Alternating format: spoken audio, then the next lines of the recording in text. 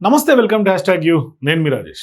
భారత్ పాక్ల మధ్య ఉద్రిక్త పరిస్థితులు కొనసాగుతున్నటువంటి సందర్భంగా ఇప్పటికే అనేక అంశాలు తెర మీదకి వస్తున్నటువంటి నేపథ్యంలో, డిప్లొమాటిక్ డెసిషన్స్ మీద చర్చ జరుగుతున్నటువంటి నేపథ్యంలో యుద్ధ వాతావరణం కొంత అంటే యుద్ధ వాతావరణం కమ్ముకుంటున్నటువంటి సందర్భంగా ఇప్పుడు హీరోయిన్ సమంత కొంత వివాదాల్లోకి కొంత సంచలన పోస్ట్ చేసి ఆమె వివాదాల్లోకి నెట్టబడుతూ ఉన్నారు. అంటే ఆమె సంచలన పోస్ట్ చేసి కొద్దిసేపటికి డిలీట్ చేసినటువంటి పరిస్థితి. అంటే సింధు జలాలను పాక్ వెళ్లకుండా భారత్ నిలిపివేసిన సమయంలోనే సమంత షేర్ చేసినటువంటి ఓ పోస్ట్ అయితే సోషల్ మీడియాలో ఇప్పుడు వైరల్గా మారుతోంది. ప్రస్తుతం ఇండియా పాకిస్తాన్ మధ్య ఉద్రిక్త పరిస్థితులు నెలకొన్నటువంటి నేపథ్యంలో కాశ్మీర్ పెహల్గావ్లో ఉగ్రవాదుల దాడి ఘటనలో దాదాపుగా 28 మంది అమాయక పర్యాటకులు చనిపోయినటువంటి నేపథ్యంలో రక్తం నేలపై చిందినటువంటి సందర్భంగా ప్రకృతి ఒడిలో సేద తీరాలని వచ్చినటువంటి ఆ 28 మంది కూడా ఊహించినటువంటి రీతిలో మృత్యు ఒడికి చేరారని చెప్పాలి.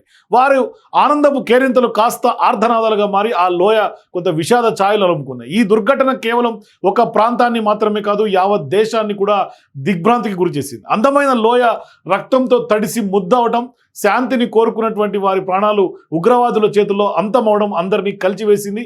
ఇవాళ భారతదేశం మొత్తం కన్నీళ్లు పెడుతున్నటువంటి పర్యంతం. ఈ దాడిపై మోదీ ప్రభుత్వం ఘాటుగా రియాక్ట్ అయింది. దీనికి సంబంధించినటువంటి వారిని ఎవరిని కూడా వదిలిపెట్టబోమని, ఎక్కడ దాక్కున్నా ప్రతీకారం తీర్చుకుంటామని ప్రధాని నరేంద్ర మోదీ హెచ్చరించారు. ఇప్పుడు పెహల్గాంలో దాడి ఘటన సందర్భంగా జరిగినటువంటి ప్రభుత్వం సీరియస్గా తీసుకున్నటువంటి నేపథ్యంలో దీని వెనుక పాకిస్తాన్ హస్తం ఉన్నట్టుగా భారత ప్రభుత్వం గట్టిగా నమ్ముతోంది. దీనికి సంబంధించినటువంటి ఆధారాలు కూడా ఉన్నట్లు తెలుస్తోంది. సో ఇప్పుడు పాకిస్తాన్పై భారత ప్రభుత్వం కఠినంగా వ్యవహరిస్తోంది. దేశంలో ఉన్నటువంటి పాక్ పౌరులను స్వదేశానికి వెళ్లిపోవాలని ఆదేశాలు జారీ చేసింది.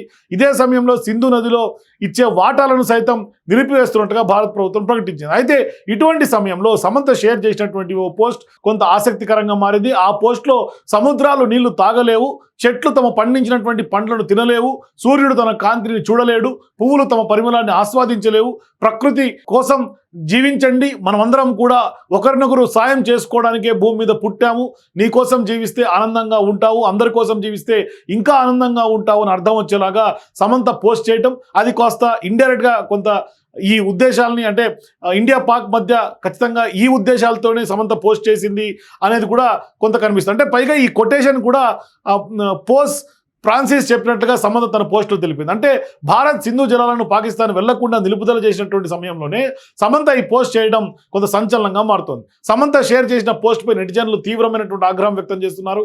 సమంత ఈ పోస్ట్ ద్వారా ఏం చెప్పాలని అనుకుంటున్నారో వారందరూ ప్రశ్నిస్తున్నారు. సో ఇప్పుడు ఆ పోస్ట్ చేసినటువంటి కొన్ని గంటలకే సమంత తన పోస్ట్ను డిలీట్ చేయడం కూడా జరిగింది. అయితే సమంత ఏ ఉద్దేశంతో పోస్ట్ చేశారో తెలియదు, కానీ ప్రస్తుతం ఇండియా పాక్ పరిస్థితుల్లో తగ్గట్టు కొంత దాన్ని అన్వయించుకోవడంతో ఆమెపై నెటిజన్లందరూ ఫైర్ అవుతున్నటువంటి పరిస్థితి. దీనిపై సమంత క్లారిటీ భవిష్యత్తులో ఇస్తారా లేదా, ఆ ఏ ఉద్దేశంతో ఆ పోస్ట్ పెట్టిందో కొంత ఆమె క్లారిటీ ఇస్తే కానీ మనకు అర్థం కాదు. వెయిట్ చేసి చూడాలి భవిష్యత్తులో ఎలాంటి క్లారిటీ సమంత వైపు నుంచి వస్తుందనేది కూడా.